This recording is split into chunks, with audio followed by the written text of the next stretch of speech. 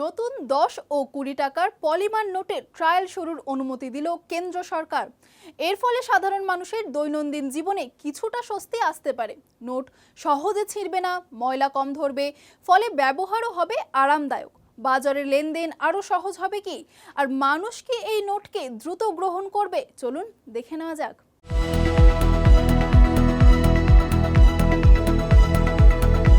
ভারতে কাগজের নোটের বিকল্প হিসেবে পলিমার নোট চালুর পথে বড় পদক্ষেপ নেওয়া হয়েছে। কেন্দ্র সরকার রিজার্ভ ব্যাংক অফ ইন্ডিয়ার 10 এবং 20 টাকার পলিমার নোটের পরীক্ষামূলক ব্যবহার করার প্রস্তাবে অনুমোদন দিয়েছে। লোকসভায় অর্থ প্রতিমন্ত্রী পঙ্কজ চৌধুরী এই তথ্য জানান। সরকারের অনুমোদন অনুযায়ী প্রথম পর্যায়ে 10 এবং 20 মূল্যের 100 কোটি করে পলিমার নোট মাঠ পর্যায়ে পরীক্ষা করা হবে। এই পরীক্ষার মূল উদ্দেশ্য হলো পলিমার নোট বাস্তবে কতটা কার্যকর এবং টেকসই তা যাচাই করা। গবেষণায় দেখা গিয়েছে পলিমার নোট কাগজের নোটের তুলনায় বেশি দিন টিকে এবং সহজে ছিঁড়ে যায় না।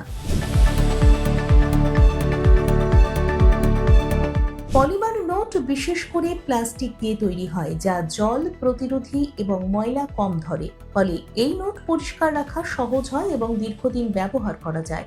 অনেক দেশ ইতিমধ্যেই পলিমার নোট ব্যবহার করছে এবং সেগুলি সফলও হয়েছে। তবে সরকার স্পষ্ট জানিয়েছে এই মুহূর্তে কাগজের নোট সম্পূর্ণ বন্ধ করার কোনো পরিকল্পনা নেই। পরীক্ষামূলকভাবে পলিমার নোট কাগজের নোটের পাশাপাশি চালু থাকবে। এর মাধ্যমে দুই ধরনের নোটের কার্যকারিতা তুলনা করা হবে।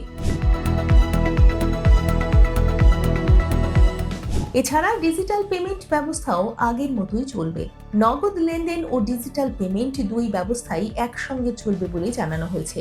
যদি এই পরীক্ষা সফল হয় তাহলে ভবিষ্যতে আরও বড় মূল্যের নোটেও পলিমার ব্যবহার করা হতে পারে। তবে তার আগে এই পরীক্ষার ফলাফল বিশ্লেষণ করা হবে। সব মিলিয়ে পলিমার নোটের এই উদ্যোগ দেশের মুদ্রা ব্যবস্থাকে আরও উন্নত ও টেকসই করার দিকে একটি গুরুত্বপূর্ণ পদক্ষেপ হিসেবে দেখা হচ্ছে।